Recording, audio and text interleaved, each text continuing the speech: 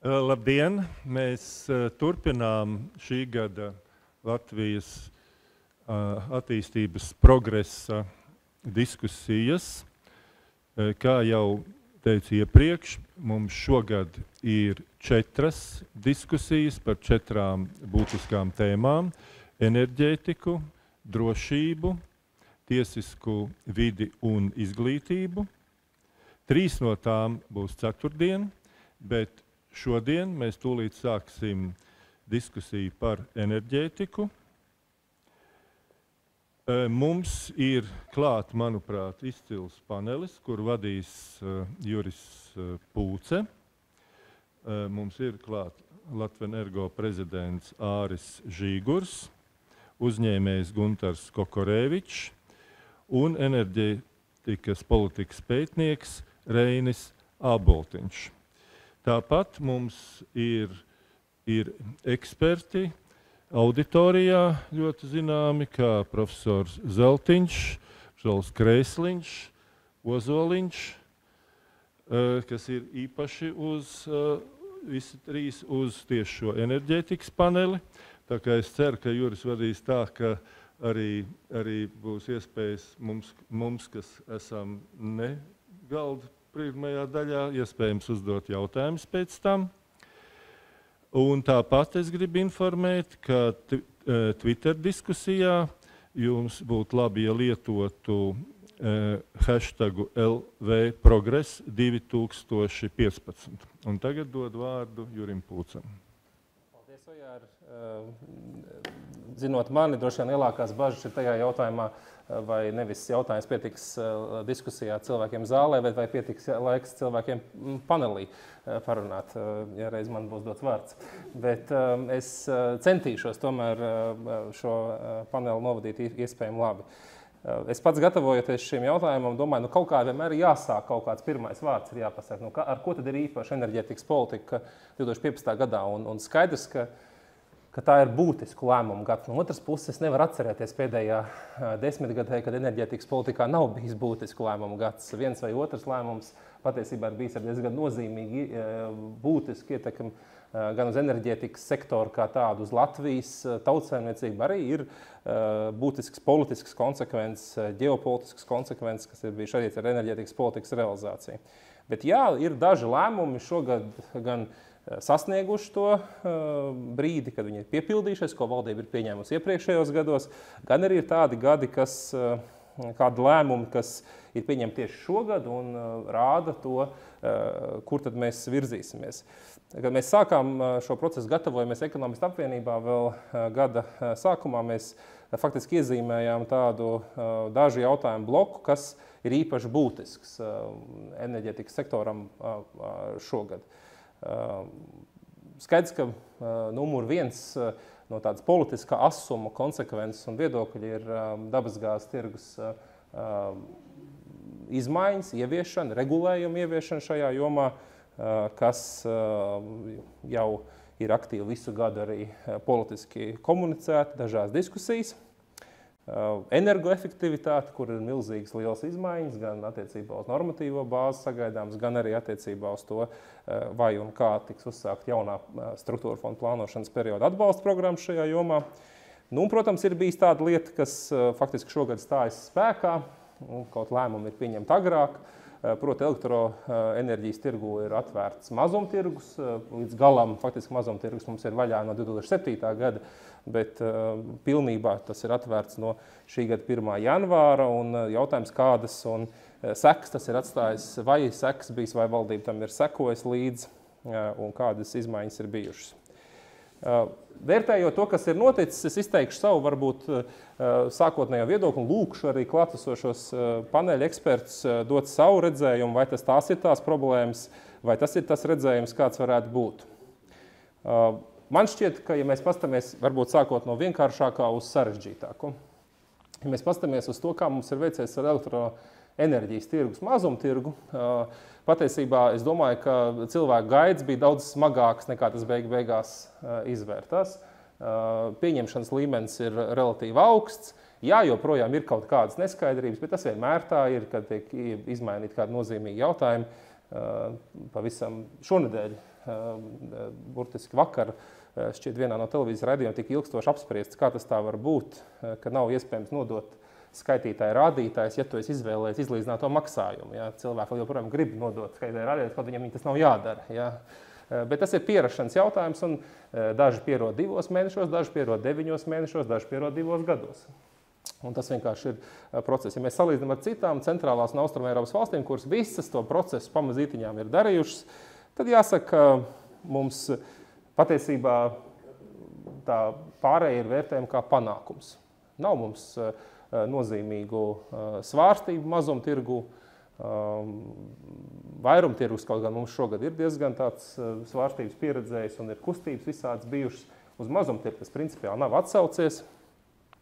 Tirgus dalībnieku skaits gada laikā patiesībā tie, kas izteikuši vēlēšanos piedalīties mazumtirgu, ir pieaudzis, nevis samazinājies, kas ir arī nozīmīgs indikators, ka tirgu ir interesi ienākt arī citiem dalībniekiem. Protams, valdības uzdevums paliek turpināt vairot konkurences mazumtirgu. Tas ir principiāls jautājums. Īpaši situācijā, ka mēs izējām no monopola tirgus uz konkurējošu tirgu, mums valdībai ir jārūpējas, lai tā konkurence augtu. Tad attiecībā uz energoefektivitāti tur ir 2 sadaļas. Pirmā sadaļa ir likumdošanas process. Šogad ir Latvijas saistība pārņemt 2012. gada energoefektivitātes direktīvu. Ir gājis smagi. Likumprojekts ir Saeimā šobrīd. Viņš ilgi gāja līdz Saeimai, gandrīz 1,5 gadu ministra kabineta gaitiņos. Un ir arī saprotams, kāpēc. Par spīti tam, ka faktiski diskusija jau nav par direktīvas ieviešanas mehānismu, tā ir iespējama, bet liela diskusija tur nepaliks galā, bet drīzāk mēs atkal, protams, attapsimies droši vien pie tā, kādas tad saistības mēs esam uzņēmušies ar direktīvu. Jo faktiski direktīvas saistības, tas, ko veic ekonomikas ministrijas aprēķina, liecina pat ieskaitot visu to struktūru fondu naudu, ko ir paredzēts novirzīt energoefektivitātei, pat ieskaitot valsts pienākumu no budžeta novirzīt daļu no savas naudas šim mērķim nepietiek. Respektīvi, būs daļa no apjoma, ko direktīvas saistībās, kas būs jāuzņemās, kas būs jāsedz energoapgādes komersantiem, kur mums ir dažādi. Īpaši smagi tas droši vien atsauksies uz siltumapgādes komersantiem, kuru daudzu no viņu ekonomiskais stāvoklis daudz viet Latvijā nav vērtējams kā labs. Otra daļa energoefektivitāte ir saistīta ar struktūra fonda atbalstu. Ir paredzēts programmas. Mums lielākā daļai arī droši vien skatītāju un klātsošo zināmākā programma ir daudzdzīvokļu māju siltināšanas programma. Bez tās ir paredzēta arī publiskā sektora energoefektivitātes pasākumi citās programmās. Un ir diezgan nozīmīgs ieguldījums centralizētā siltumapgādē, kā jau katru struktūra fondu periodu. Principā, kopš Latvija ir iestājusies Eiropas Savienībā, nav bijis tāds gads, kad centralizētā siltumapgādē nav piešķirt publiski struktūra fondu līdzekļi investīciju atbalstam. Ja? Tā ir visnoturīgākā Latvijas prioritāte centralizētā siltumapgāde, ja mēs raugamies no ilgākas perspektīvas. Es nevaru nosaukt nevienu citu virzienu, ja neskaidrs zemnieku tiešmaksājums, kas ir pastāvējuši visus šos 11 gadus. Protams, tur ir bijuši izmaiņas, bet jēga, būtība ir bijis investīcija atbalsts. Ja? Un tādas programmas ir realizētas. Jāsaka, ka šogad ir tāds pārāvums. Un tas ir saistīts ar to, ka faktiski neviena no struktūra fondu programmām nav uzsākta. Iet ļoti gari, kā var saprast, saskaņošanā. Ja mēs mājokļu energoefektivitātes programma bija izsludināta šī gada 15. gada janvārī un joprojām nav pat tuvu bijusi kabinetam, tas liecina, ka process ir sarežģīts. Tas ir slikti, protams. Tam ir negatīva ietekme lai mēs izpildītu savus energoefektivitātes mērķus. Šis bija arī diezgan piemērots gads, lai arī šī ziema un nākamā droši vien arī, lai šāds pasākums labi veiktu, proti siltuma rēķini būs relatīvi zemi, kas nozīmē, ka cilvēkiem ir relatīvi lielākas iespējas novirzīt resursus šim mērķim, bet tas nav izdevies. Beidzamā lieta, ko es gribētu teikt, ir saistīta ar dabasgāzes tirgu. Jāsaka, ka šis ir bijis tāds diezgan izlēmīgs iesākums šim gadam. Latvijas valdība pašā gada sākumā pieņēma lēmumu par tās augtās 3. paketes direktīvas prasību pārņemšanu. Turklāt valdības komunikācija par šo jautājumu un arī praktiskie darba sagatavotie projekti patiesībā rāda tādu diezgan izlēmīgu un ātru ceļu, ko valdība grib sasniegt šajā procesā. Tas gan, protams, izvirza arī saistības pašai valdībai, un viena no tām saistībām varētu būt, protams, ja valdība saka, ka 17. gada aprīlī būtu pilnībā ieviests šis likums, tas nozīmē arī patērētāja izvēles kaut kādi elementi parādītos, tad ir jāsaprot, ka likumam ir pieņemšanai un pakārtotu normatīvu aktu, kas ir gan valdības normatīvu aktu, gan regulātoru normatīvu aktu pieņemšanai ļoti maz laika. Valdība patiesībā diezgan nozīmīgi aizkavējās no paša apstiprinātā grafika. Informatīvā ziņojumā bija paredzēts valdībai iesniegt likumu saimā iesniegt aprīļa beigās. Reāli viņš saimā nonāca septembrī, bet ir atbalstīts šobrīd pirmā lasījumā, iet šonedēļ priekšlikumu iesniegšanas termiņš šiem likuma projektam. Jāsaprot gan, ka likuma projekts ir pirmais solis. Tālāki soļi šajā jautājumā ir saistīti ar tomēr tālāku normatīvu aktu projektu pieņemšanu. Pati valdība, diemžēl, jau likuma anotācijā faktiski pasaka, ka 17. gada aprīlis izpildīsies tikai daļēji. Proti, likumi tad būs pieņemti, bet vēl pilnībā ieviest nebūs. Varētu būt 17. gada beigas. Ekspertu diskusijās ir izskanējuši visādi pieņēmumi, kad varētu būt reāls termiņš, kad tas varētu notikt. Man personīgi šķiet, ka pat pieņemot, ka Latvijas Saeima valdība ir ļoti efektīva, regulātors ļoti efektīvi un ātri virza procesu, tomēr ievērojot noteiktos termiņus, īpaši regulātoram viņi ir noteikti likumiski un arī regulā, kā viņam ir jāiekļaujas. Es teiktu, ka ja mēs 19. gada sākumā būsim atvēruši dabasgāzes tirgu, tad mēs būsim izdarījuši visu godam, nevis vilcinājušies. Žēl, ka, protams, to būtu varējis, varbūt mēs varētu panākt ātrāk, ja tas process būtu bijis ātrāks. Taču labā lieta, kā jau es saku, dabasgāzes tirgu, tā politisko lēmumu puse ir bijusi izlēmīga, demonstrēta versija par to, kad ir straujāk jāvirzās ar dabasgāzes tirgus atvēršanu. Ir bijis arī praktisks kustības dabasgāzes tirgus atvēršanas virzienā. Regulators ir pieņēmis 3. puses piekļuvas noteikumus, kur ir daudz labāk nekā sākotnēji Latvijas gāze bija cerējis, no konkurences veidošanas viedokļa. Ir arī šķiet, ka Latvijas dabasgāzes lielākais patērētājs ir izrādījis interesi dabasgāzes tirgu iespējas izmantot, proti uzņēmumu Latvenergo. Tāpēc tā politiskā puse šķiet laba. Šķiet, ka es ceru, ka tā likuma puse virzīsies strauji. Tas, man šķiet, ir tāds atskats uz to, kā mums ir šogad līdz šim beidzies. Droši vien ir iespējams arī kāds cits nozīmīgs prioritātes. Es neizcēlu tās prioritātes, kas notika prezidentūras laikā.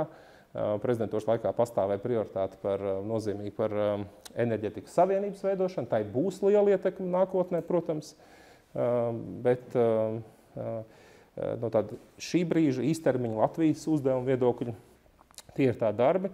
Ja jāskatās kopumā, kā es saku, man šķiet, ka mums diezgan labi veicies ar elektroenerģijas mazumtirgu, slikti veicies ar energoefektivitātes atbalsta pasākumiem, ejam uz priekšu energoefektivitātes likumu. Labi mums ir bijis politiskās apņemšanās par dabasgāzes tirgu, diezgan ir kaut kāda kavēšanās ieviešanā, cerams, ka tā tiks pārvarēta. Tāds ir mans īsts kopsavilkums. Varbūt ir kaut kādas lietas, ko es aizmirstu, bet varbūt vēl svarīgāk, kāds ir jūsu ekspertu redzējums par to, kas būtu tas. Varbūt ir kaut kādas citas lietas, ar ko valdībai vajadzētu nodarboties enerģētikā, bet tā to nedara. Un, protams, varbūt ir kaut kāds cits vērtējums tam, ko es esmu izteicis. Sāksim ar tevi, Gunter, jo tu no manis esi pa kreisi. Paldies. Tas princips vienkārši tāds. Labi, man der. Grūti kaut ko daudz pakomentēt pēc tevis parasti teiktā.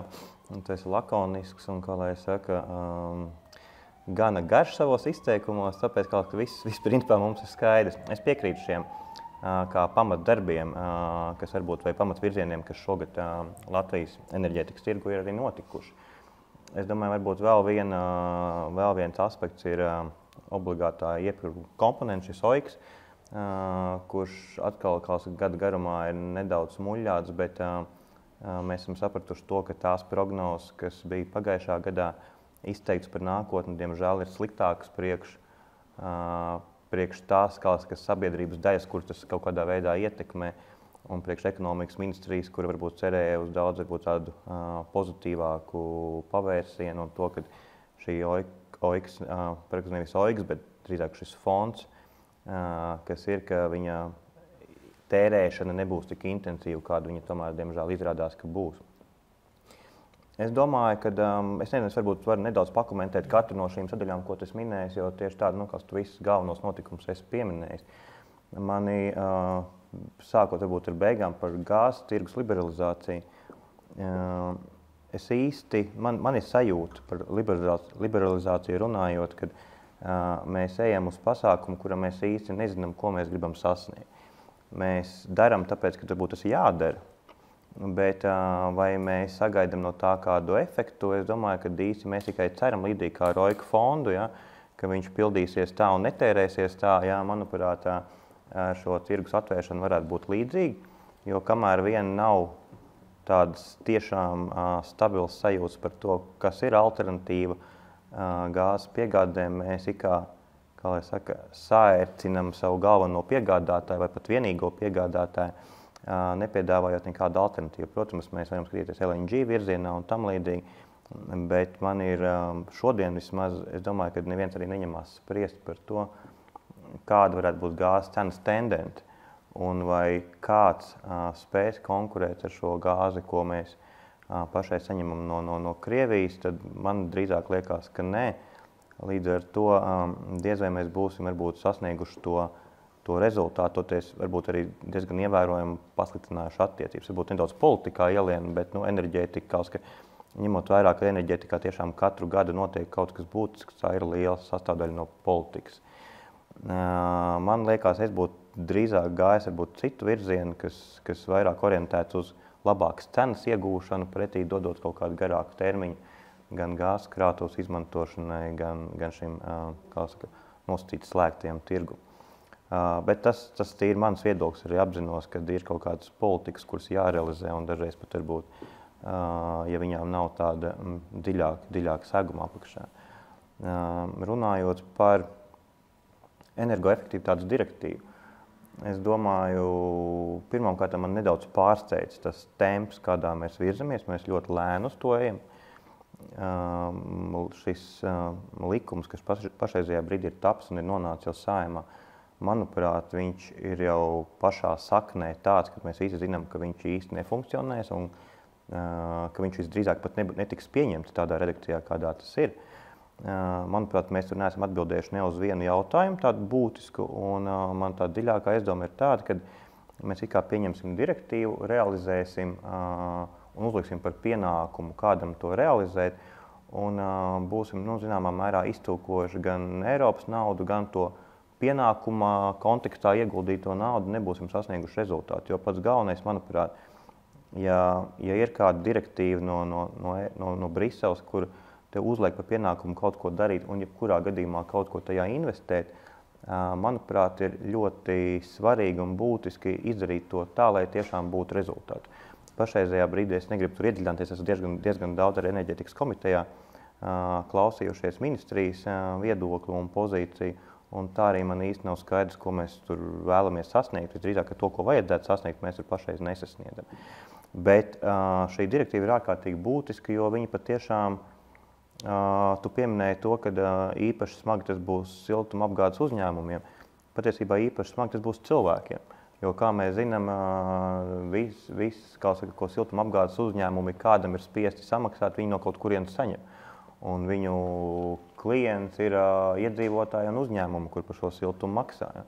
Un, tāpēc, ja mēs uzliksim par pienākumu, un mēs to, protams, ka būsim spiesti uzlikt, uzliksim par pienākumu šos maksājumus vai šīs kaut kāda veida investīcijas veikt, tad viennozīmīgi tas atspoguļosies siltuma tarifā.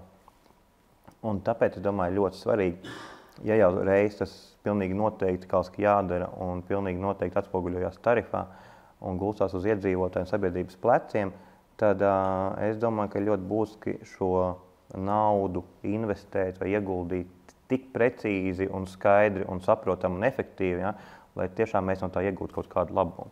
Nav jēgas, kuru katru māju siltināt tikai tāpēc, kad ir jāsiltina, jā, visam apakšā ir ekonomika, visam apakšā ir aprēķini un visam apakšā ir kaut kāds efekts, ko tu vari to siltināšanu sasniegt. Tāpēc ir jāpieiet ļoti, kā lai saka, plānveidīgi un kaut kādā veidā es arī domāju centralizēti koordinējoši. Tas nevar būt tāds, manuprāt, projekts, kurā katra puse izdomā, kā viņi to darīs un tad kaut kā neregulēti to arī visu izveids. Es ļoti ceru, ka es domāju tā, visa industrija ļauj tam plūst tā, kā tas plūst pašreizējā brīdī, kādā brīdī, un tādi brīži ir bijuši jau enerģētikā, kad industrija, kā saka, saņemās, apvienojās un tad, izsaka kādu piedāvā. Es domāju, ka šeit būs arī tieši tas pats, mēs vienkārši noskatāmies uz to, kā tas notiek, ļausim tam droši vien visam izgāzties, un pēc tam mēģināsim kaut kādā veidā to realizēt tā, lai tas būtu saprotams, jo pašreizajā brīdī vienkārši mums tas dialogs ir kā tāds sajūta, ka ministri it kā klausās, bet nesadzied līdz galam to, ko uzņēmēji un arī, kā saka, industrijas pārstāvji saka. Runājot vēl par struktūru fondu pieejamību, es domāju, ka nav pārāk liela neveiksmi vai nelaime tajā, ka šie fondi šogad, tāds tukšais gads ir bijis, ka šī kārtība vēl nav pieņemta. Tas gan ir kaut kāda cita slikta pazīme, kā var būt tā, ka jau gadu ir IKA Eiropas struktūra fonda apgūšanas cikls, jā, bet vēl pat nav noteikumi gatavi. Jā. Šī nav vienīgā nozara. Jā, tā nav. Jā, abas nozares, kurās es darbojos, gan atkritumi, gan enerģētika, tieši ir, kā saka, iekļuvuši šajā neizdarības programmā, bet es domāju, ka industrijai nedaudz arī laiks pārgrupēties, izdomāt, novērtēt kvalitatīvāko šīs naudas pielietojumu. Un es domāju, ka tie tirgus dalībnieki vai tie uzņēmumi, tie spēlētāji, kas būs spējīgi, tie arī to nākamgad vai aiznākamgad varēs izdarīt. Ja. Bet, protams, ņemot vērā, ka mums jau vairākas reizes šī nauda programmās ir palikusi pār, tāpēc, kad ir termiņš bijis pa īsu vai kaut kas tam līdzīgs, ja, tad ir nedaudz, tad mēs vienu gadu jau būsim, minimums vienu gadu būsim pazaudējuši, kas uzņēmējiem samazina šo iespēju šos līdzekļus apgūt, jo arī mums ir jāplāno. Bet tam vēl tiešām, kā minēja, ir gan gāzes cena ir pietiekami zema, gan siltuma tarifi ir līdz ar to zemāki un ziema sliktāk, industrijai sliktāk bijusi, iedzīvotājiem labāk. Līdz ar to šie maksājumi nav pietiekami lieli, un tas varbūt arī laiks, kad var sagrupēties kaut kādā veidā un izdarīt kaut ko vairāk, bet no otras puses atkal siltumapgādes uzņēmumi diezgan cietuši tomēr no šīs siltās ziemas. Man pat vienā no mazākajiem uzņēmumiem ir 250,000 mīnus pret plānoto gadu ieņēmumu, kas ir pietiekami daudz tikai siltās ziemas dēļ. Tāpēc arī var būt tā, ka uzņēmumu finanšu situācija var nebūt tik, kā lai saka, spoža un tik stabila, lai viņi šo naudu šogad būtu atļaujušies, kā lai saka, apgūt. Tāpēc es domāju, varbūt šī pauze pat ir laba, kas ir notikusies. Kas bija vēl tev? Ko tu sāki? Mazumtirgus. Mazumtirgus. Tur es Žīgura kungam atstāšu, kā lai saka, noteicošo vārdu. Es domāju, jebkurā gadījumā, manuprāt, tā tirgus atvēršana notika ļoti veiksmīgi. Cik ilgi mēs tam visam gatavojāmies un cik garas bija tās diskusijas, tad rezultāts, manuprāt, man ir grūti spriest par to finanšu ieguvumiem vai tam līdzīgām lietām, bet no tāda sabiedrības viedokļa un no kopējās enerģētikas nozares viedokļa, domāju, tas process Latvenergo izdarīja lielu darbu, lai tā informētība būtu pietiekami laba, kvalitatīva un viss tika sasniegts, manuprāt.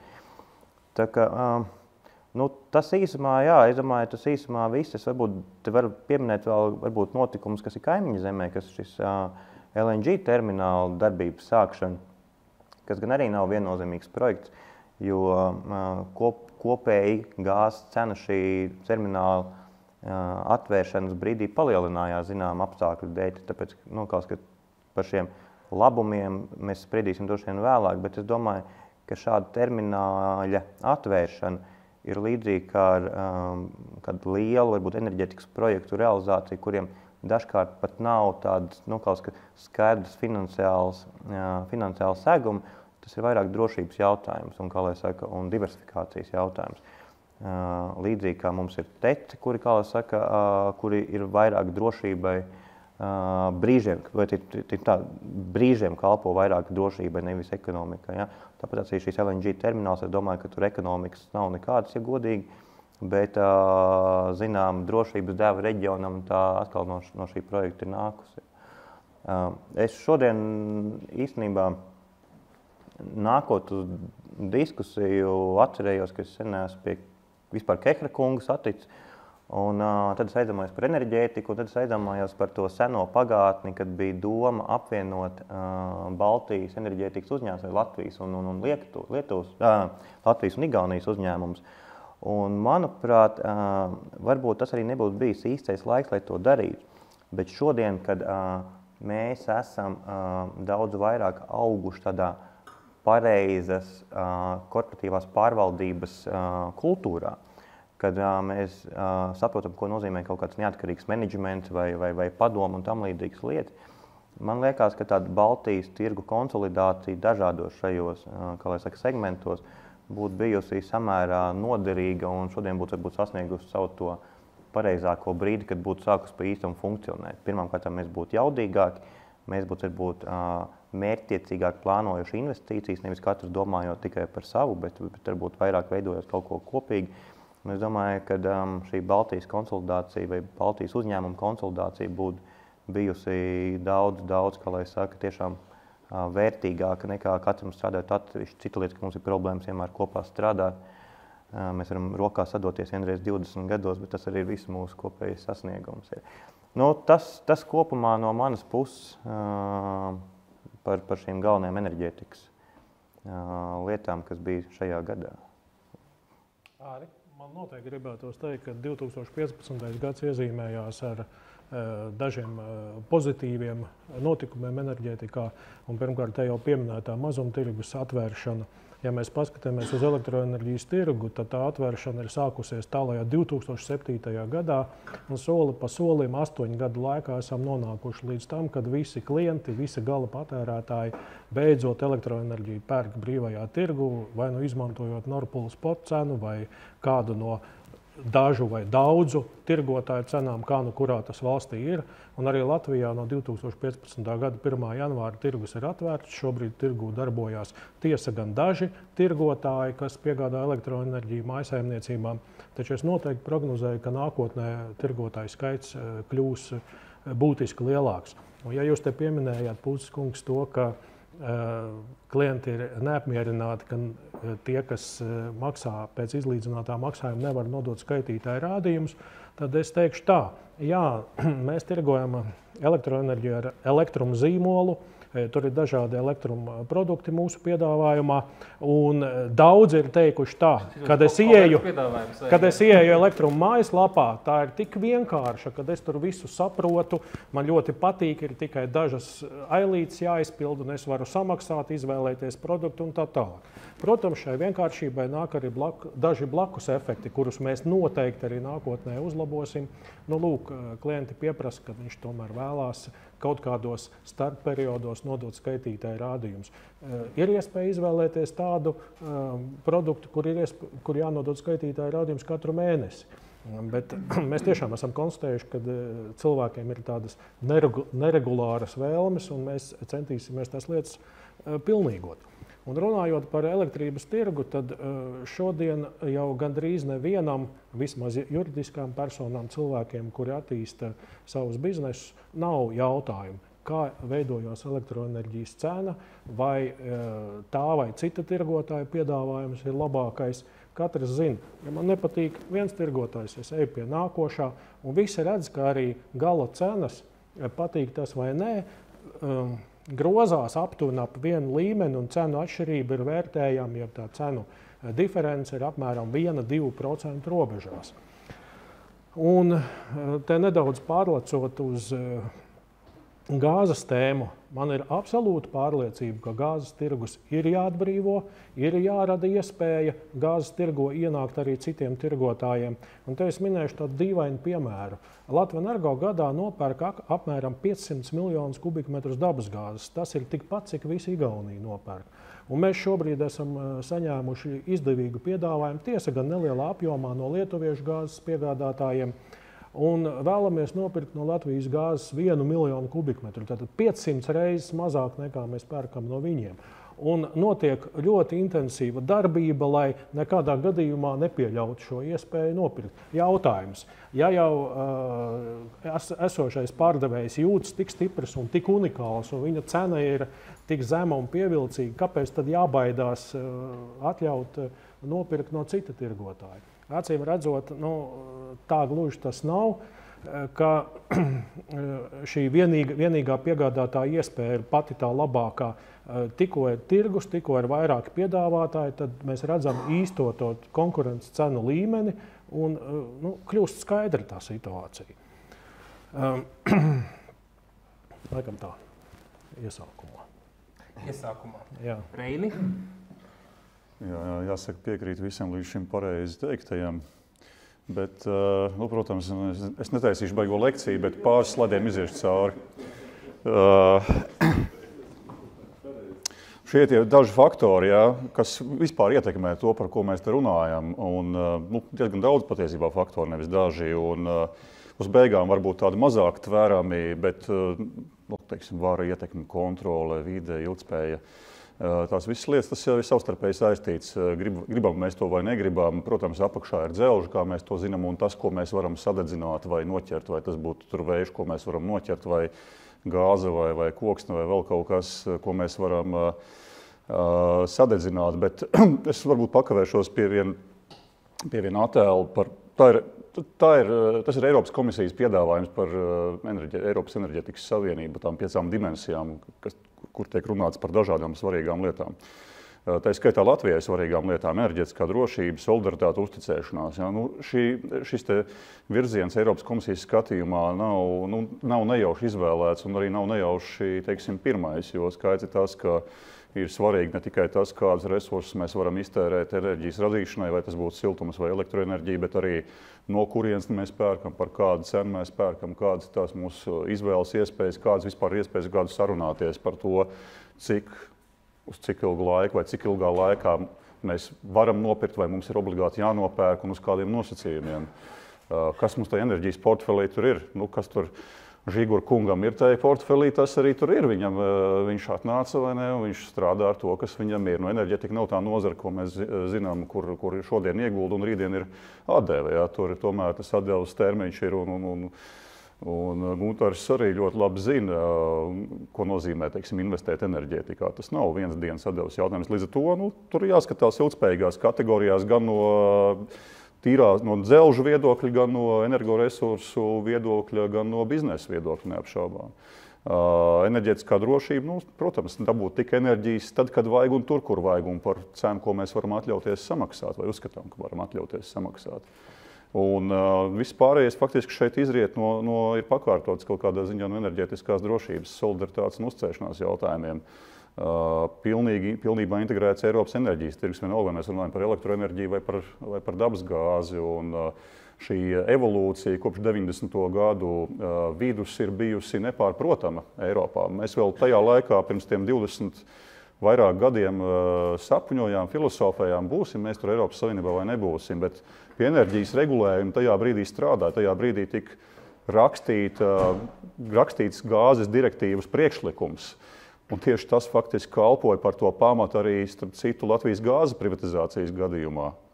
Tieši vadoties no tiem pieņēmumiem, kādi tika ielikt iekšā šajā te komisijas piedāvājumā, arī akcionāri, kuri izlēma par labu Latvijas gāzes pirkšanai, sapratu, ka mēs ejam uz brīvu gāzes tirgu. Viennozīmīgi, jau 4., 5., 6. gadā. Un mēs esam šobrīd 2015. gadā, un mēs neesam atvēruši gāzes tirgu. Pa starp bija daži posmi, kad gan pats uzņēmums Latvijas gāze to bija gatavs starp citu arī darīt, un likumdevēji tur kaut kā, un uzņēmums nesadarbojās savā starpā. pietiekami efektīva, lai mēs šobrīd vispārībā varētu noņemt no dienas kārtības jautājumu par gāzes tirgus atvēršanu. Un par to, ka Žigura kungam ir jācīnās par to, lai viņš drīkstētu nopirkt no kāda cita papildus vai kaut kādu nelielu daļu gāzes un no tās saražot elektroenerģiju vai siltumu. Ja par to ir jācīnās, lai tu drīkst vispār transportēt tajā pārvades tīklā gāzi, tas ir neadekvāti un tas nekādā veidā neiet kopā. Es domāju, ne Latvijas nacionālajām interesēm, ne arī ne burtam, ne garam, kas ir ierakstīti Eiropas Savienības enerģijas tirgus regulējumā. Pārējiem varbūt es tā mazāk pieskaršos par energoefektivitāti. Manuprāt, diezgan korekti tika pateikt tās problēmas par izmešu samazināšanu un par energoefektivitātes mērķu sasniegšanu. Es zinu, ka ekonomikas ministrija cīnās par katru izmešu tonu, ko varētu norakstīt līdz šim, lai sasniegtu to mērķi. Viena lieta, kas netika pieminēta neapšaubām, ir atjaunojami energoresursi un regulējums, kas šobrīd ir iestrēdzis, manuprāt, visu laiku zemākajā punktā, visnesaprotamākā situācija. Tā ir kļuvusi ar katru gadu pēdējos gados arvien sarežģītāku un neizprotamāku. Un, ja mērķis likumdevējiem bija izveidot situāciju, kas pilnībā demotivē ieguldījumus šajā uzņēmēju darbības vai komercdarbības virzienā, tad tas mērķis būtībā ir sasniegts.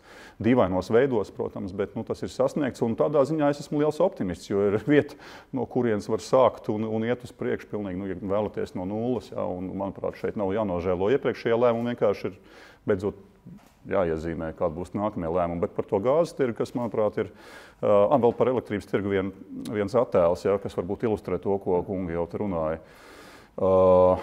Šausmīgi smalka tabula, zaļā nepārtrauktā līnija ir elektroenerģijas cena Latvijas cenu zonā Nordpolspot biržā. Pārtrauktā zaļā līnija ir vidējā cena kopš 2013. gada jūnija, kad Latvija pievienojās. Ja. Zilās līnijas tieši to pašu atspoguļo attiecībā uz Igaunijas cenu zonu, un dzeltenās līnijas šeit ir Zviedrijas 4. zona, ar ko tagad Latvija un Lietuva būtībā un Latvija tā skaitā caur Lietuvu ir savienota. Tātad vidējā cena Zviedrijā jebkurā gadījumā ir bijusi krietni zemāka, tirgus cena arī. Igauniem tā bijusi tuva, tāpēc, ka viņu tirgus, pateicoties Estliņu savienojumiem, ir faktiski sapārots ar Somiem. Viņiem ir tāds īpatnējs portfēls, ka viņi var parakties zemē un dedzināt zemi. Latvija, protams, ar Lietuvu, faktiski Lietuvai tieši tā pati liekme, bet šis sarkanais pārtrauktais ir universālā pakalpojuma elektroenerģijas cena.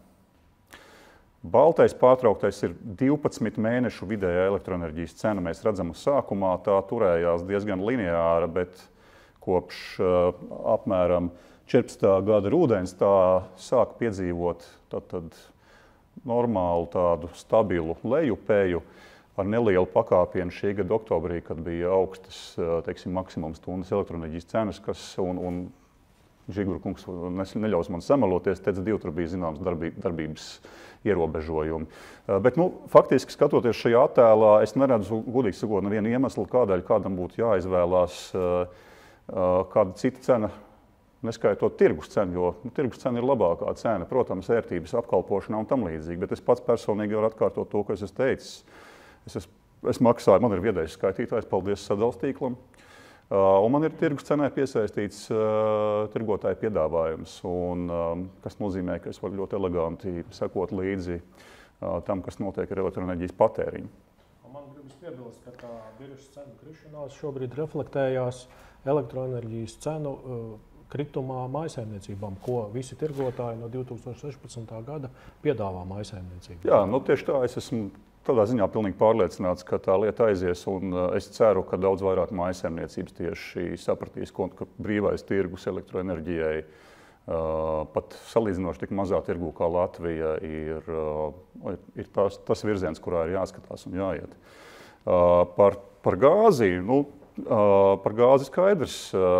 Šobrīd Latvija faktiski nepilda pati sevis pieņemtos likumus. Ja mēs atceramies, tad 2005. gadā tika pieņemts tāds interesants likums, kas bija enerģetikas likuma atsevišķi pāns spēkā stāšanās kārtības likums, kas noteica, ka 14. gada aprīlī Latvijai būtu jāatver gāzes tirgus.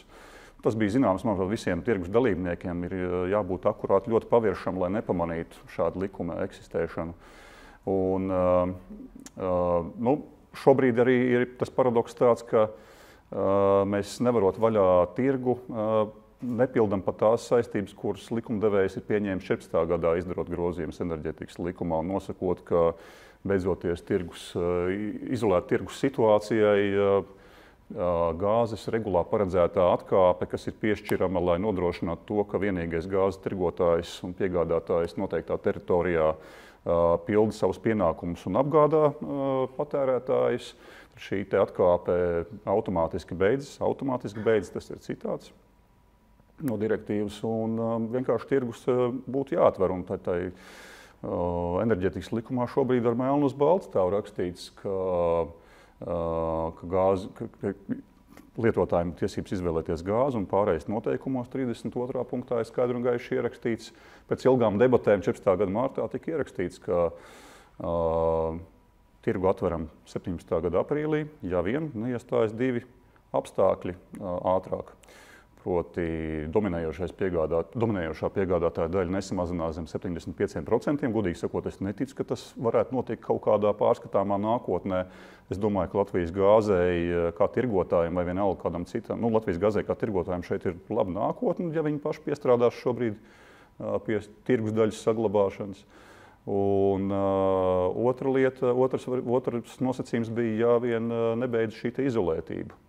Izolētība līdz ar Klaipēdas sašķidrinātās dabas gāzes termināļa darbības uzsākšanu. Šobrīd ir jau 6 kravas, 5 kravas noteikti, 5 kuģi ir bijuši Klaipēdā. 6 arī, manuprāt, ap šo laiku vajadzēja būt jau. Jā. Un ar Klaipēdas Kiemenāja cauruļvādā, latviski izsakoties, apgreidošanu vai jaudas palielināšanu no 300 mm uz 800 mm šis cauruļvads, kas ir savienots ar Latvijas gāzes pārvades sistēmu, spēj nodrošināt 80% no Baltijas kopējā gada gāzes patēriņa. Un es domāju, šeit ir tiešām jābūt ļoti saērcinātam par kaut ko, lai spītīgi turpinātu uzstāt, ka šī direktīvā paredzēta atkāpe joprojām Latvijā ir jāpiemēro. Vienkārši, manuprāt, ir likumdevējiem jāstrādā pie tā, lai tiktu izpildīta spēkā esošā likumdošana. Un runājot par nākamajiem soļiem, skaidrs, trešo pušu piekļuvu, pārvades sistēmas operatoru certificēšana, kas, teiksim, parādītu, ka tas mūsu pārvades sistēmas operators neatkarīgs vai nav. Un šeit nav runa par īpašumtiesībām, kas ir svarīgi. Īpašumtiesības aizmirstiet. Pilnīgi mazsvarīgs jautājums. Svarīgs ir trešā pušu piekļuvas princips.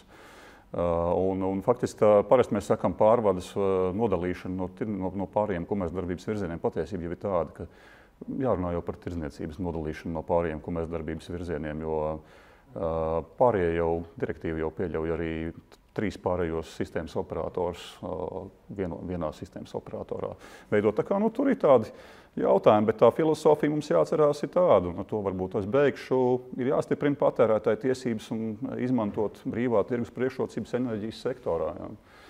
Tā ir vispār visa Eiropas Savienības enerģētikas likumdošanas regulējuma jēga, esence. Preambulas ir tieši tāda pati direktīvu sastāvdaļa kā jebkurš no pantiem.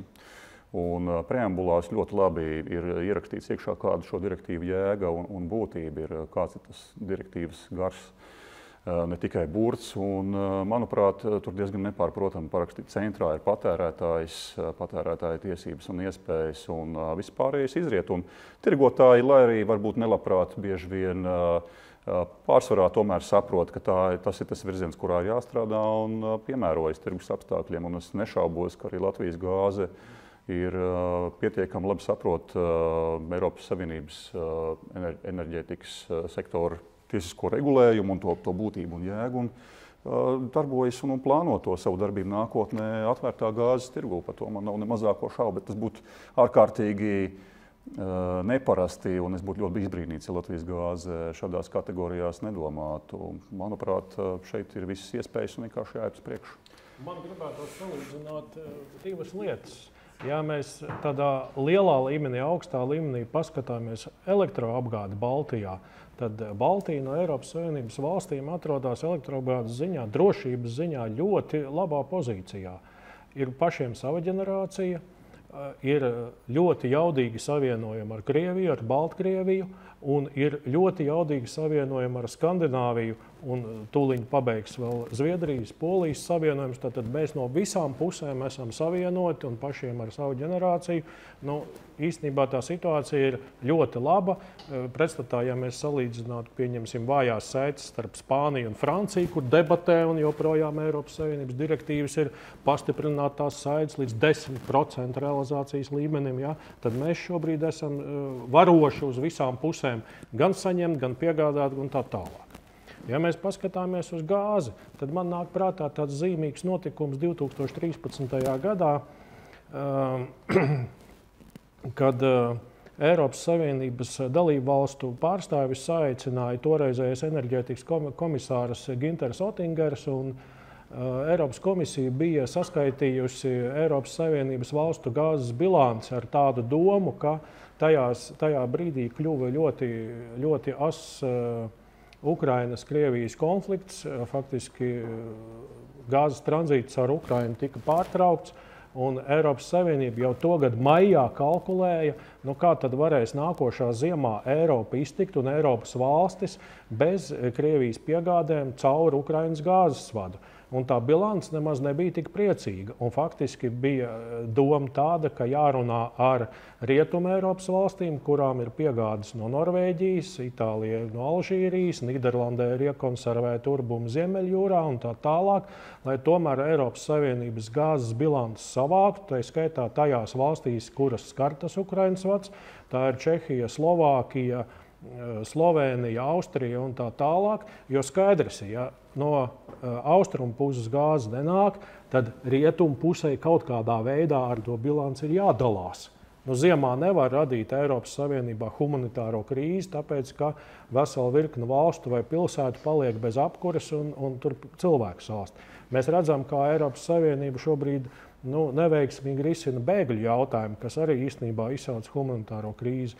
Un runājot par gāzapgādi, kas ir enerģētika, tieši tās pašas saiknes un nostāties pozīcijā, ka katra valsts ir par sevi, un tad, kad mums būs slikti, tad mēs prasīsim, lai kāds palīdz, bet pagaidām, kamēr mums ir labi, mēs nerisināsim neko un savā drošībā neko neieguldīsim. Es šeit domāju Baltijā LNG, Polijas Gipla savienojumu un tā tālāk, tas būtu absurdi. Tieši tāpat kā elektroapgādē, arī gāzapgādē šie jautājumi soli pa solim, pakāpeniski, saprātīgā apjomā, ar saprātīgām investīcijām ir jārisina.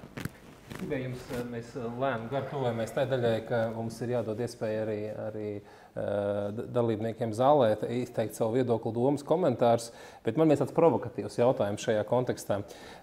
Mēs droši vien daudz varam diskutēt par to, kā būtu labāk vai sliktāk atvērt dabasgāzes tirgu, bet viennozīmīgi ir skaidrs, ka tas ir bijis nenormāli asas politisks jautājums. Tas ir augstu dienas kārtībā, tur tiek piesaukt nacionālās drošības apsvērumi, tiek piesaukt visi iespējamie.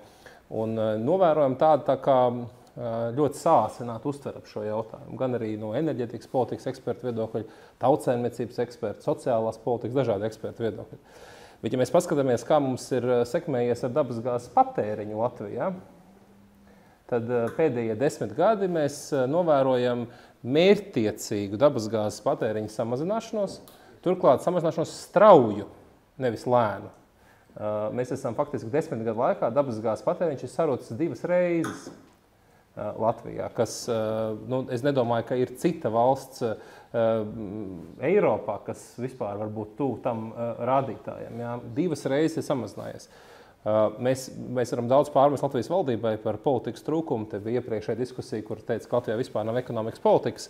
Bet enerģētikā, ja mēs paskatāmies no 78. gada, tur ar visādām svārstībām, visādiem tur izņēmumiem un neizņēmumiem, bet vispār diezgan mērķtiecīgi ir bijusi politika dažādos veidos atbalstīt, vai ar struktūra fonda atbalstu, visiem veidiem atbalstīt to, ka mēs no dabasgāzes patēriņa, arī investīcijas tecos, pēc būtības ir dabasgāzes patēriņa samazināšanas investīcijas, ja, jo to pašu elektrības izlaidi var panākt ar daudz efektīvāku tehnoloģiju, mazāk gāzi patērējot.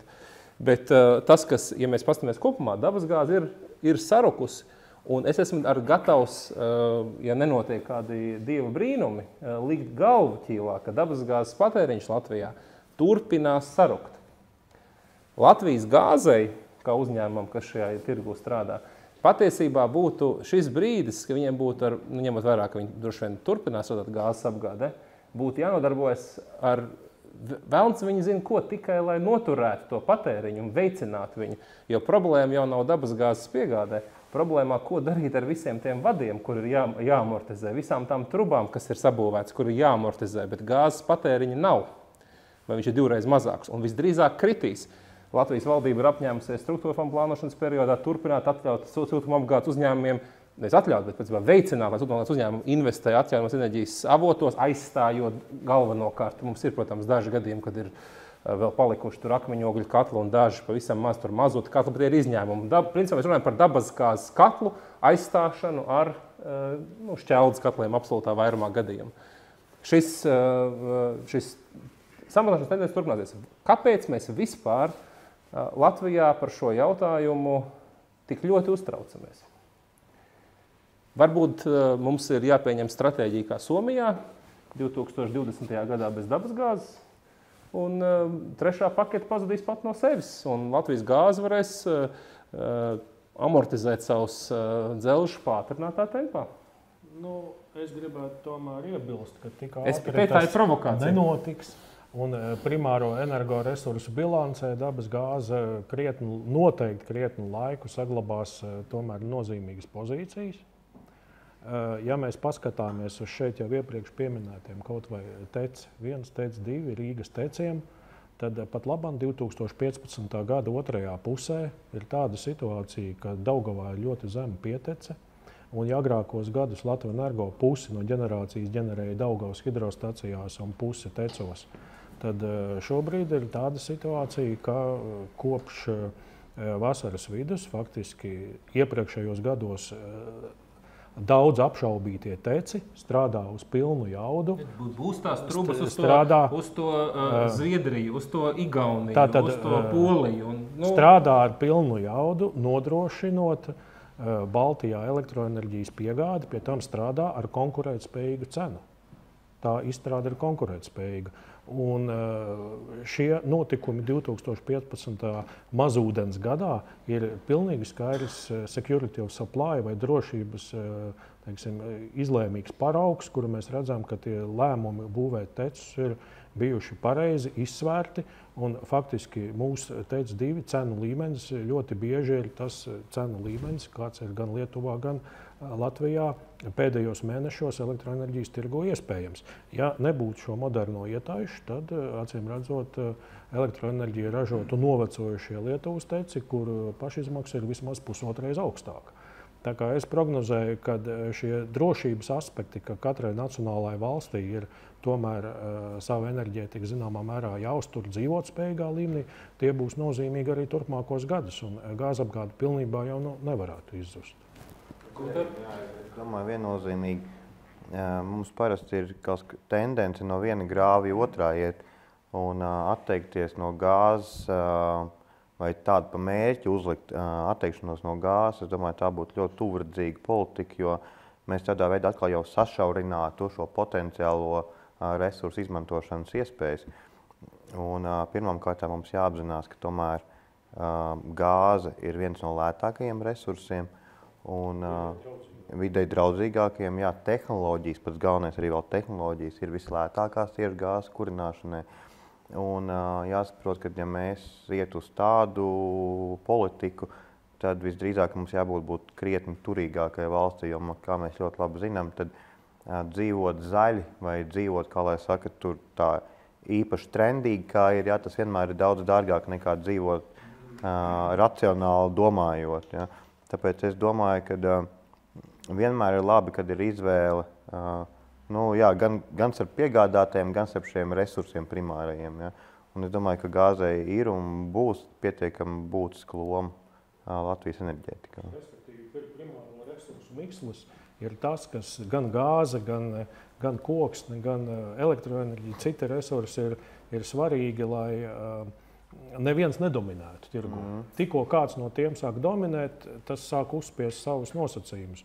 Ir jābūt situācijai, ka tev ir izvēles iespējas, kādus resursus izmantot. Dīzeļdegvielu, gāzi, ogles, vēl kaut ko. Protams, tur nāk viss tas CO2 kvotu lietas un tā tālāk. Mērķis jau nav, varbūt reizēm tā diskusija tiešām tiek nostādīta tādā būt vai nebūt jautājumā, teiksim, griezumā, bet tas nav īsti, manuprāt, pareizi pieeja. Mēs jau necīnāmies par to, lai tiktu atbrīvotos no gāzes uz visiem laikiem. Gāze ir tieši tāds pats energoresurss, kā teiksim, citi, kas ir teiksim, daudz desmitus un pat 100 gadu izmantoti. Un, protams, tas ir fosilais resurss un netiek uzskatīts, ka gāze ir ilgspējīga salīdzinot ar biomasu vai atjaunīgiem resursiem. Bet, tas varbūt ir mazliet citādāks stāsts, bet pat par sevi gāze, manuprāt, ir absolūti normāls energoresurss Latvijas tajā enerģijas portfelī. Žigura kungs jau, man liekas, ļoti korekti iezīmēja to, kādēļ tas tā ir. Teiksim tā. Tāpēc līdz ar to es domāju, ka nav jautājums par to, kā mēs tiksim vaļā no gāzes pilnībā. Un par Somu gadījumu runājot, protams, bet šīs te apņemšanās tikt vaļā no kaut kā, vai tā būtu atomenerģija, vai tās būtu ogles, vai tas būtu lignīts, piemēram, degslāneklis, vai tā būtu dabas gāze, varbūt kāds vēl no kaut kā grib tikt vaļā. Tās varbūt ir nepieciešams ideoloģiski vairāk apsvērumu dēļ, lai parādītu to kopējo tendenci. Mēs jau redzam, piemēram, Skandināvijā, Somija, Zviedrija par atomenerģiju runā arī, kad varbūt, ka mēs varētu tikt vaļā. Bet Somijā vienmēr pat tas sabiedriskais viedoklis svārstās 50 plus mīnus daži procenti par labu, pret, tā vēsturiski.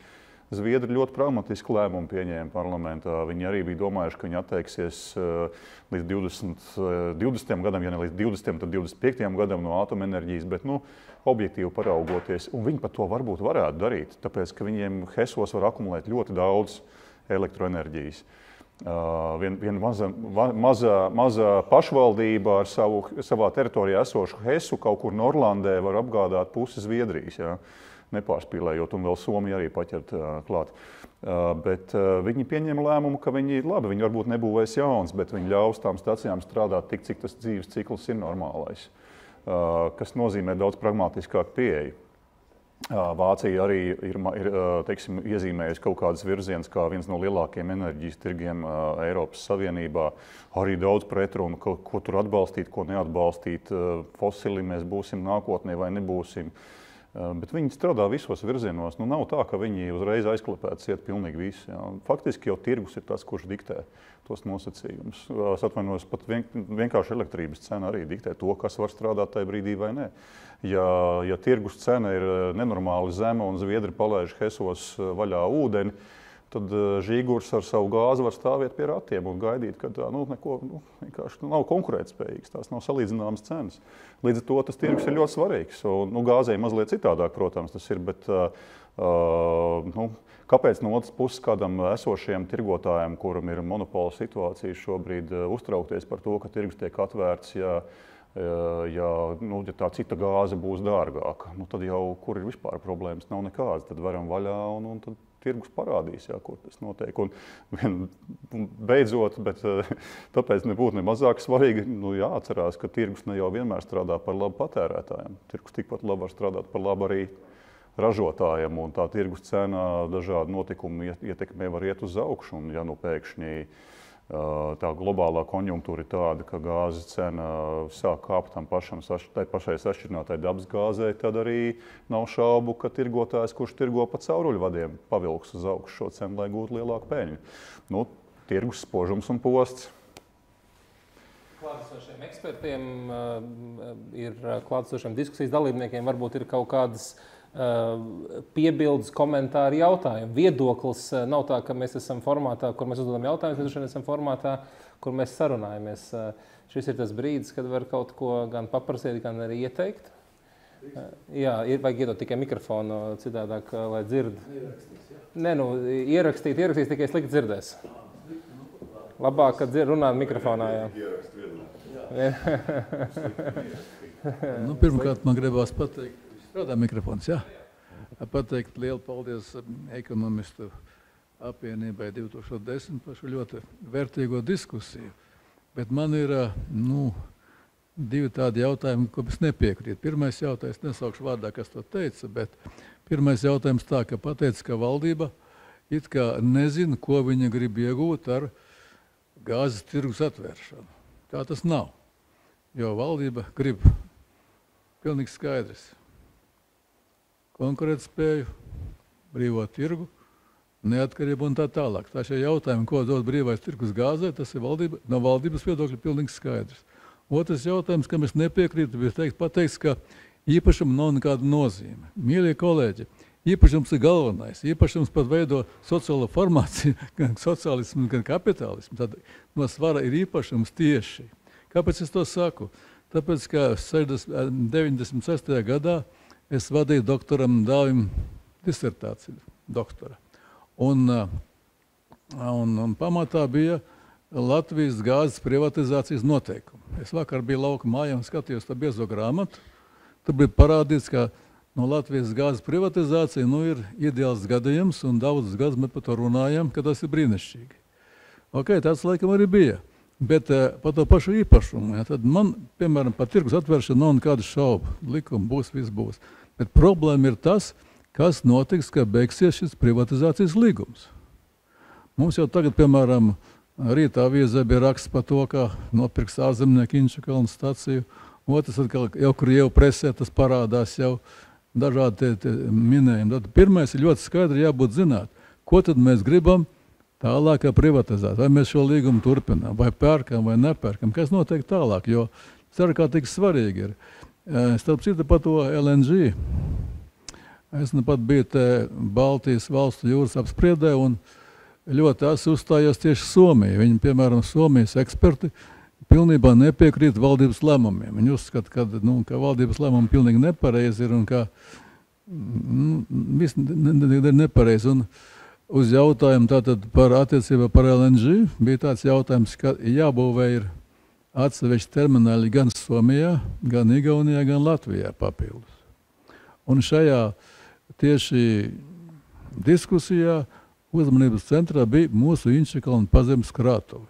Tādēļ man ārkārtīgi interesē, vai varbūt mēs varam pateikt valdībai priekšā, kā tad galā nobeigt šo privatizācijas procesu. Vai mēs vēlreiz viņu privatizējam, nododam tālāk, ja mēs pārņemam paši, jo šis jautājums par īpašumu, jo šim pārvades operatoram, kurā ietilps tīkli un Inčukalnu pazemes krātam būs milzīga nozīme. Tad man liekas, mums būtu jāpalīdz valdībai noformēt jautājumu, ko tad darīt ar šo privatizācijas līgumu tālāk.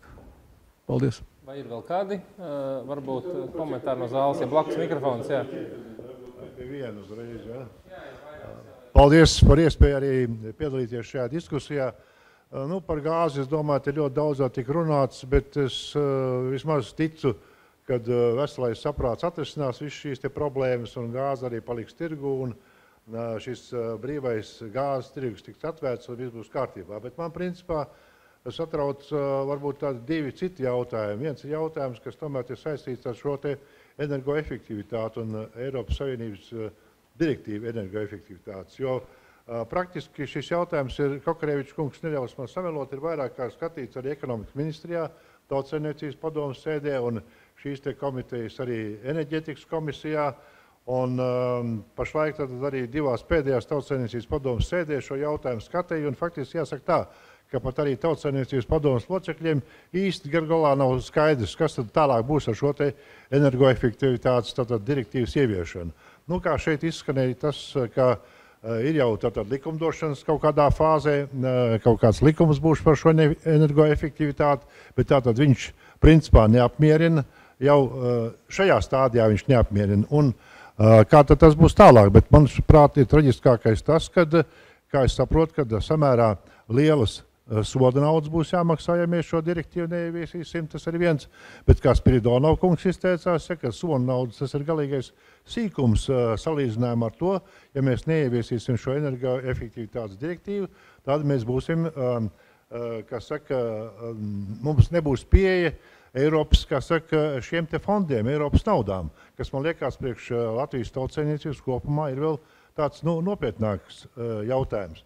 Tāpēc arī pēdējā Tautsaimniecības padomes sēdē es tomēr aicināju, tāpat kā vienā no enerģētikas komitejas sēdēm, kad mēs jau runājam par to, ka, lai šo direktīvu pildītu, laikam mēs nevarēsim tikai iztikt ar elektrību un siltumu, jo faktiski visvieglāk šo jautājumu ir risināt šo šiem diviem enerģijas veidiem, bet tas nedos to vajadzīgo efektu, ka šai direktīvas pildīšanai ir jāiesaist arī transports, kas, protams, ir ļoti sarežģīti un ļoti smagi, bet visādā ziņā, acīm redzot, pie tā vismaz jāmēģina padomāt un kādā veidā varbūt mazliet vismaz šajā virzienā paskatīties, ko tur varētu darīt.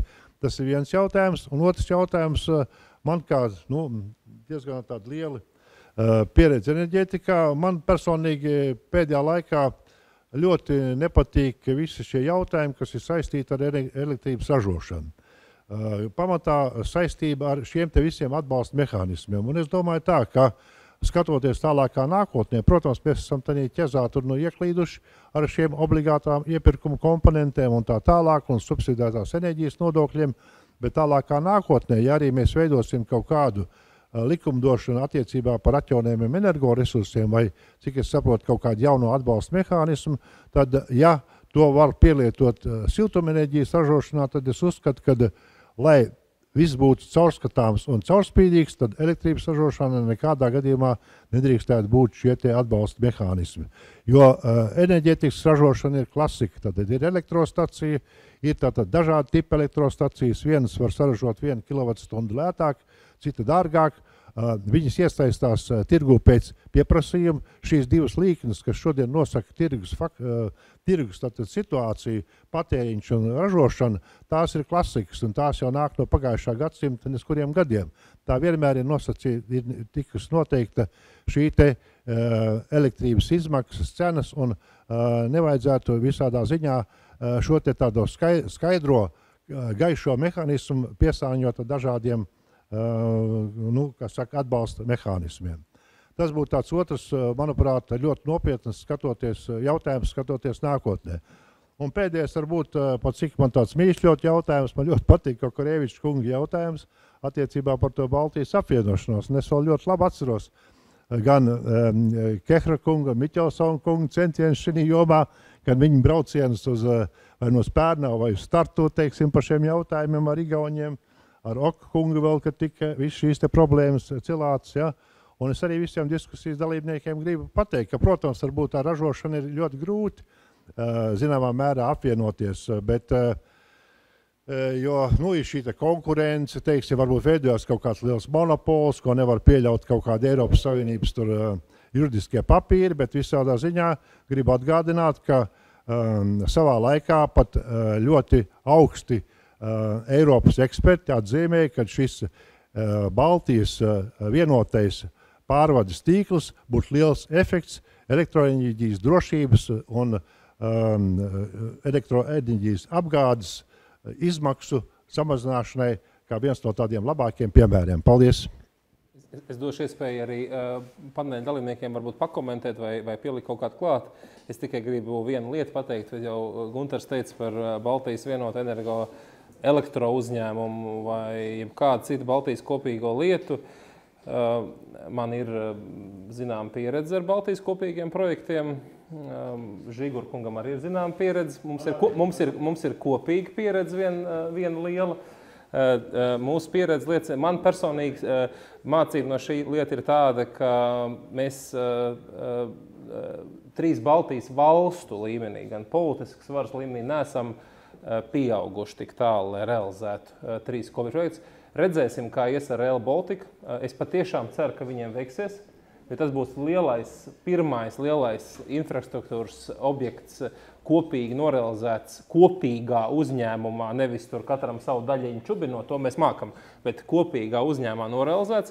Es patiešām ceru, Baibai Rubisai jāvēl veiksmes jaunai valdes priekšsēdētāju uzņēmumu.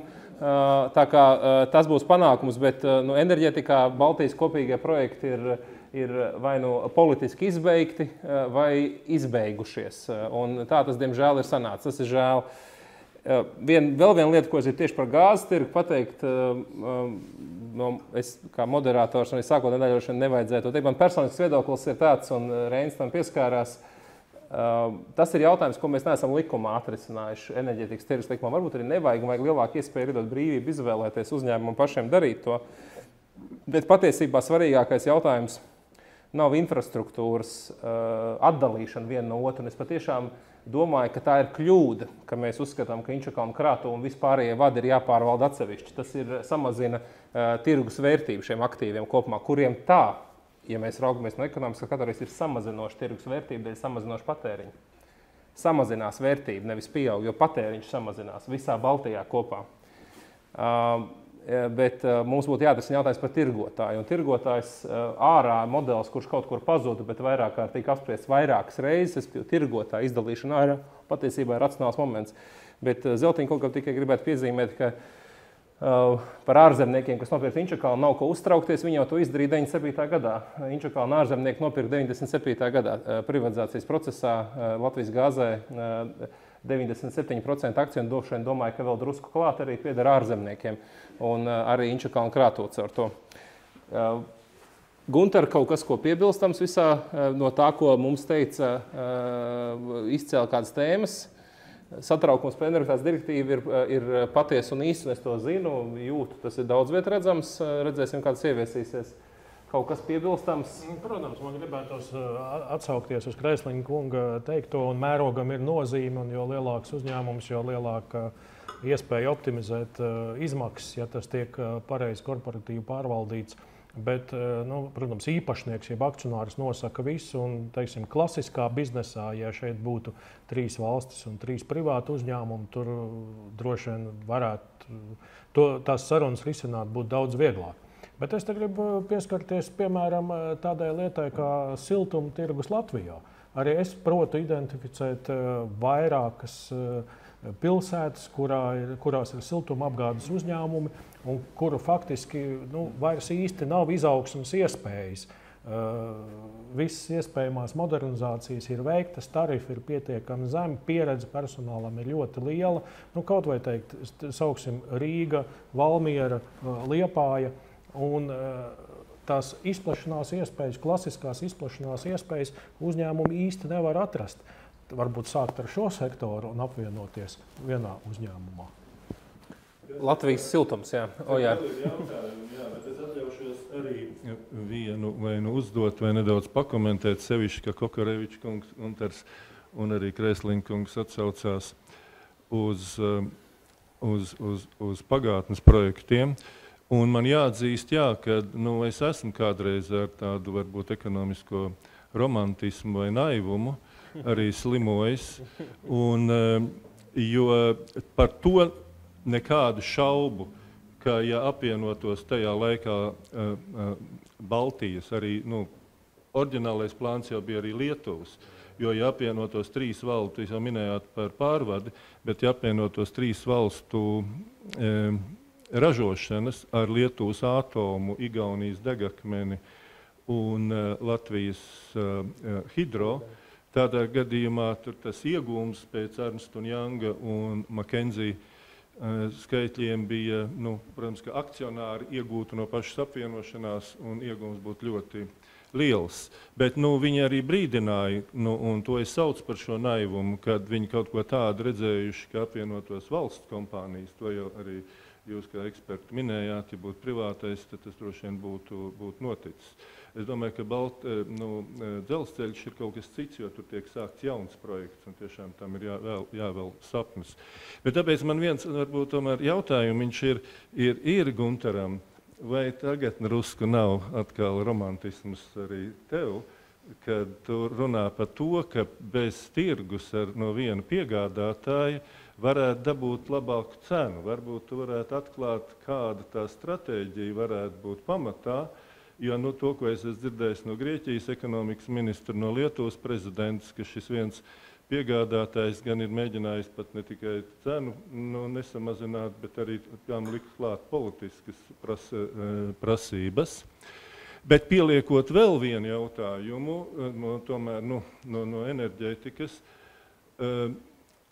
proti vai par Nord Stream. Un man jautājums, varbūt, ka Reinim, lai nav pārāk gari, proti, vai, ja man ir tādas divējādas sajūtas, no vienas puses, protams, tas, ka šis vats tiek, ja būtu jauns vats, Nu, protams, ka tas uzreiz tur ir Krievijas armijas drošība klāt, un kas nenāk par labu Baltijas, manuprāt, jūrai, un tiek apietas Baltijas un Polija, un kas arī, un tie visi argumenti bija, kas bija pirmās reizes. Nu, šobrīd, vai tas, promēram, arī atbilst Eiropas, teiksim, politikai un tā, bet no otras puses, manuprāt, no tirgus viedokļa, ja tev ir lielāki, jo vairāk ir piegādes, jo, protams, es esmu liels naftas cenu un energoresursu cenu samazinājumu atbalstītājs, kas tomēr nāk atkal, manuprāt, daudz par labu, tā skaitā mums, kad, un tas, ko es saprotu, ka ir jo lielāks jaudas un piedāvājums iespējams, jo tomēr potenciāli ir iespējams lielākas cenas, vai šajā gadījumā Krievija no vienas puses, jo es ceru, ka agrāk vai vēlāk divpusējie kontrakti sāk beigties, un tomēr gāzes tirgus Eiropā varbūt uz pārāk optimistisks varētu strādāt. 2035. gadā Latvijā. Jā, bet man laikam varbūt, kad te vēl bija. Jā, es varbūt paturpinot to, arī Ojārs pieskārās ļoti svarīgam jautājumam, un faktiski tas man bija lielais jautājums, klausoties šo paneli, ka pēc būtības cenas jautājumam, patērētāju cenas jautājumam, jūs pieskārāties tikai garām ejot. Pārsvarā runājāt par enerģijas piegādes drošību, enerģijas miksli. Protams, drošības un mikšļa jautājums, tas ir politiskās vadības un politisko līderu jautājums. Cenas jautājums, tas zināmā mērā mazliet atšķirās no tā. Un man jau ļoti gribētos, ka tā iepriekšējā panelī, kur vadīja Edmunds Krastiņš, viņš arī salīdzinātu enerģijas cenas dažādās Baltijas valstīs, un varbūt ne tikai salīdzināt arī ar Eiropas Savienības vidējo. Jo ko tas dotu, tas zināmā mērā dotu to, ka mēs varētu saprast, kā tad mūsu tautsaimniecība no input viedokļu ir konkurētspējīga ar citām Eiropas Savienības dalību valstīm. Tāpēc man tas jautājums varbūt tāds mazliet no tāda patērētāja viedokļa, kāpēc tik maz jūs runājat par cenu un kā sasniegt labāko cenu Latvijas apstākļos? Es sāksim ar Guntaru ar jautājumu par to, vai viņš nav naivs un romantisks.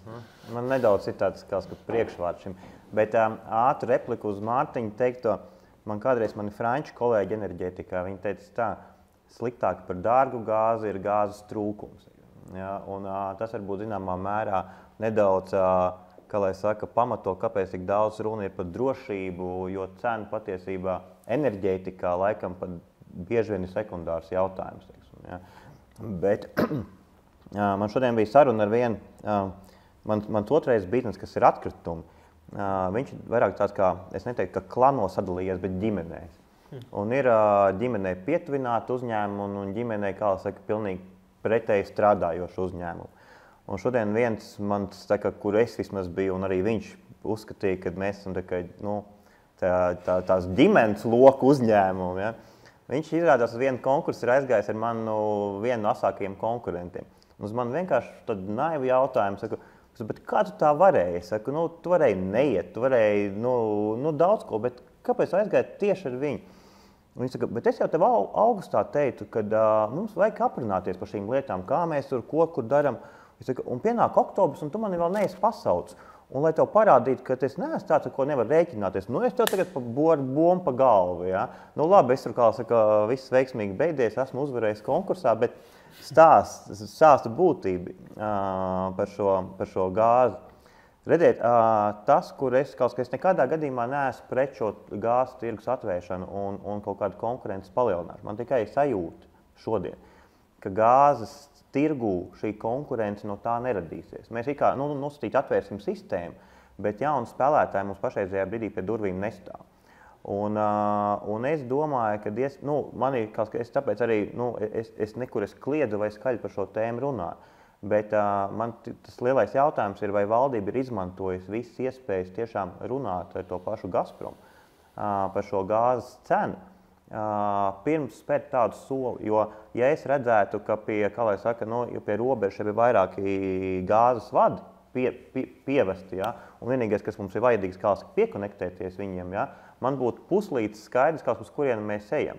Bet šodien mums ir viens piegādātājs, viena šī gāzes piegādes infrastruktūra, un es īsti neredzu, kurš šo Gazprom aizstās. Tāpēc mans tas romantiskais naivums slēpjās vēl tajā, kad iespējams vajadzēja tomēr parunāties un varbūt vēl nākamajiem 5 gadiem, kamēr mēs šos spēlētājus pie savām durvīm tik skaidri neredzam, par šo cenu pakaulēties. Iespējams, ka tas ir izdarīts, kā saka, zem valsts noslēpuma klauzes, teiksim, un tam līdzīgi, ja, un visi šie resursi ir izsmelti. Ja. Bet tā ir vienkārši, tā ir man personīgā pārliecība. Saku, ir uzņēmumi, ir cilvēki un ir biznesā personas, kuras kaut ko saprot no tā, ka viņām rāmu rusit pa galvu, teiksim, ja. Un ir biznesi, kuri saprot no tā, ka viņi sarunājās un nonāk pie kaut kāda kopsaucēja kopā. Tas ir tas mans, varbūt, tas naivisms nedaudz. Es jūtu, ka Ojārs visu ņemt vērā. Mums nav nenormāli daudz diskusiju. Es gribēju tikai vienu lietu. Mums ir jāatbild. Jūs uzdevāt 3 jautājumus, un mums ir palikuši 7 minūtes vispār diskusijai. Tāpēc es iedošu Reinim, kurš arī ir liels runātājs, vārdu atbildēt par Nord Stream. Un tad mēs vēl pavisam īsi par cenām, un tad, ja kaut kāds brīdis vēl būs. Fiksa replika par Zeltiņa kunga piebildu par īpašumtiesībām. Protams, tas ir relatīvs. Tad, kad es saku, ka īpašumtiesības nav svarīgas, tad tās šajā konkrētajā brīdī laikā šajā debatē nav tas izšķirošais. Mana pārliecība ir, ka primārais ir tirgus atvēršana un to uzņēmumu īpašumu, tās akcijas var dalīt pēc tam, es nezinu, kaut vai nākamos 10, 20 gadus nodrošiniet to, ka tiek nodalīta tirniecība un operatoram neatkarīgi no tā, kuram tas operators pieder, ir jānodrošina trešo pušu piekļuvu, jādarbojas atbilstoši direktīvas prasībām. Līdz ar to tas bija tas konteksts, kurā es nedomāju, ka vispār nav svarīgi īpašumtiesības. Jā, tas var būt ļoti svarīgs, es pilnīgi piekrītu. Tas var spēlēt ļoti svarīgu lomu. Somi, Igauņi, mēs zinām, ko viņi izdarīja ar pārvades sistēmas operātori. Jā, viņi valsts uzņēmumi tos iepirka, un tur bija zinām apsvērumi, kādēļ viņi to darīja. Bet tas nav vienīgais modelis. Direktīva pieļauj to, ka tur īpašumtiesību struktūra var palikt tāda pati, kā tā ir līdz šim, un kāpēc es nesaprotu, godīgi sakot, kāpēc mēs neejam šo ceļu. Tas būtu vienkāršākais un ātrākais. Bet par Nord Stream 2, protams, no apjoma viedokļa raugoties, tas apjoms, kas iet pa cauruļvadu, kas nav Jamala Eiropa, bet Otrs, jā, vispār ir 3, tātad Jamala Eiropa, kas iet caur Baltkrieviju, Poliju, pēc tam ir 2 lielāki cauruļvadi arī caur Ukrainu. Viens ir šis te par galvenais, kas iet Ukraina, Slovākija, bet ir vēl viens nosaukuma Progress, kas iet caur Ukrainas dienvidiem, mazliet Moldāviju paķerot līdz iekšā Rumānijā, bet tur tie apjomi ir apmēram par 3-kārt mazāk nekā šajā galvenajā cauruļvadā, kur nosaukumu es atvainojos piemirst. Bet fakts ir tāds, ka tad, kad sākās šie notikumi Ukrainā un šeit patiešām nāk iekšā tā ģeopolitika, reālais, faktiskais, pierādītais, uzmērītais naftas tranzīta apjoms samazinājās vairāk nekā uz pusi par šo te galveno cauruļvadu. Un nokritās gandrīz līdz tādam pašam līmenim kā Progress cauruļvadā. Tad caurlaida uz robežas Ukraina, Rumānija, Progress un nokritās tas apjoms starp Ukrainu un Slovākiju. Ļoti konkrēts piemērs, kā tomēr ir kaut kādi faktori, kas ietekmē arī to enerģētiku. Protams, šeit ir runa par to, ka Krievija sevi apzinās vai vēlās apzināties kā lielvaru, un tā ietekmē un izmantot tos instrumentus, kas tai ir. Un enerģētika neapšaubām ir viens no galvenajiem tās instrumentiem, vēl jau vairāk tādēļ, ka no enerģētikas un energoresursiem Krievija vairāk kā pusi savu IKP, uzbūvē. Tad saprotiet, kāda tam loma. Un Nord Stream šobrīd caurlaides spēja ir apmēram, nevis apmēram, bet tā maksimālā spēja ir 55 miljardi kubikmetru gadā, 2 cauruļvadi, 2 × 22,5. Un grib būvēt vēl 2 cauruļvadus ar tādu pašu veiktspēju, kas kopējo jaudu palielināt līdz 110. Un 110, mazliet vairāk kā 110 patiesībā ir tā jauda vai tas apjoms, kur šobrīd mazliet vairāk faktiski vēl sūta caur Ukrainas šo te galveno cauruļvadu, nevis caur Progresu, bet caur cauruļvadu, kas iet tālāk uz Slovākiju. Tas ir tas, ko šobrīd tranzītā Krievija sūta uz Eiropas Savienību. Tas nozīmē, ka neapšaubām šis te Nord Stream 2 projekts ir mērķēts ne tikai biznesa optimizēšanai, vienkārši no biznesa viedokļa un no apjoma palielināšanas. Faktiski nav runa par apjomu palielināšanu, runa par to, kā vienu maršrutu aizstāja citu maršrutu un tādā veidā padara ievainojamākas tās valstis, kuras, ja vēlaties, barojas no šī tranzīta pakalpojuma sniegšanas, vai arī gluži vienkārši sniedz tranzīta pakalpojumus. Tā ir normāla praksa pasaulē, jebkurā virzienā notiek tranzīts. Tā kā neapšaubām šeit ir gan biznesa aspekts, gan arī politekonomiskais aspekts. Par to nav ne mazāko šaubu. Ja es būtu Ukrainas, es teiktu, šeit vispār nav ekonomika, šeit ir tikai politika.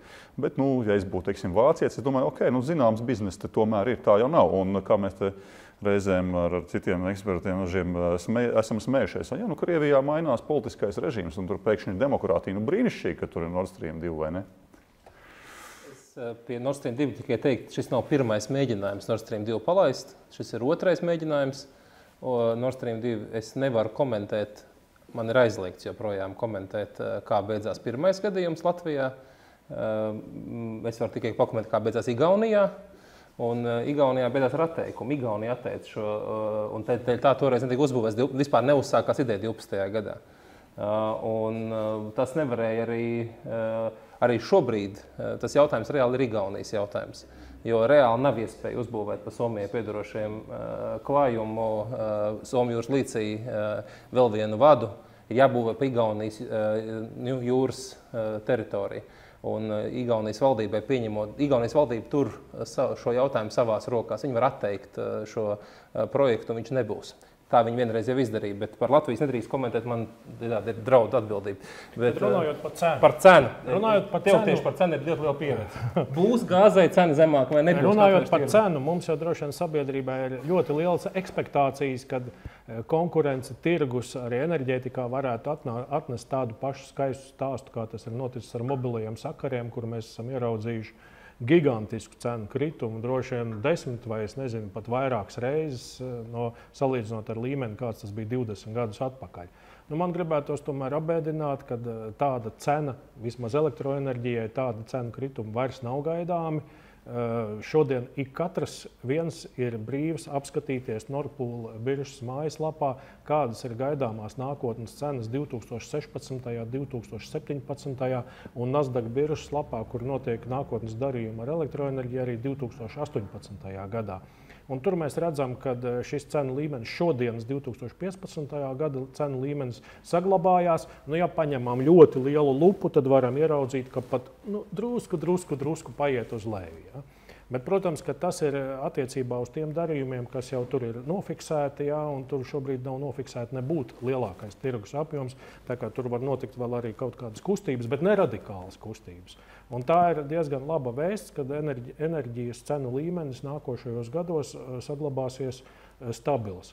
Mēs redzam, ka Baltijas tirgu Interrao, kas ir Krievijas ļoti liels vienīgais elektroenerģijas eksportētājs, piegādā no 20 līdz 25% elektroenerģijas.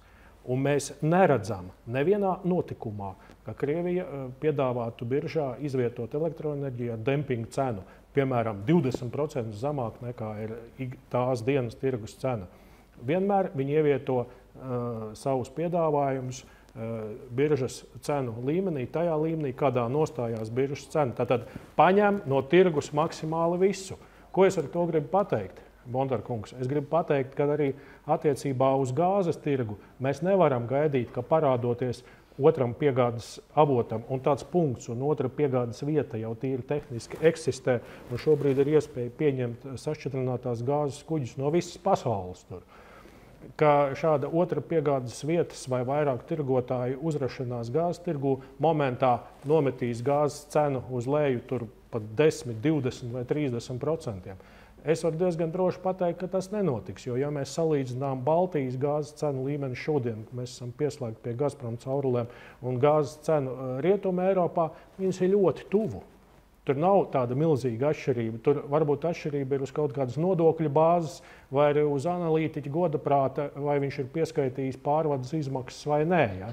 Jo brīžam tur notiek kaut kādas spekulācijas ar cenām. Respektīvi, visi piegādātāji, kas piegādās tirgumu gāzi, tā cena arī svārstīsies ap kaut kādu vienu līmeni. Varbūt kāda krāvā atnāk lētāk, bet nebūs brīnumu. Bet šī konkurence nodrošinās to, ka tā cena ir godīga, fair trade. Ka tas, ko var iegūt gala patērētājs, tas ir tas labākais, ko tirgus viņam piedāvā. Tas nav viena monopolista uzspiests. Uz šīs pozitīvās nostrošana ir jābeidz. Mums diskusijas daļa vēl ir jādod vārds arī apvienības prezidentam noslēdzošiem vārdiem.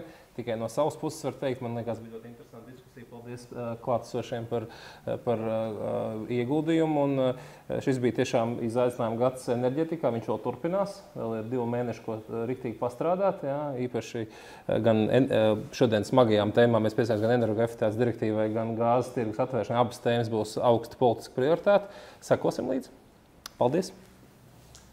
Paldies! Noslēdzot enerģētiku, es tikai gribētu pateikt, ka tiešām apsveicu Elektrum un Latvenergo ar labu mājaslapu.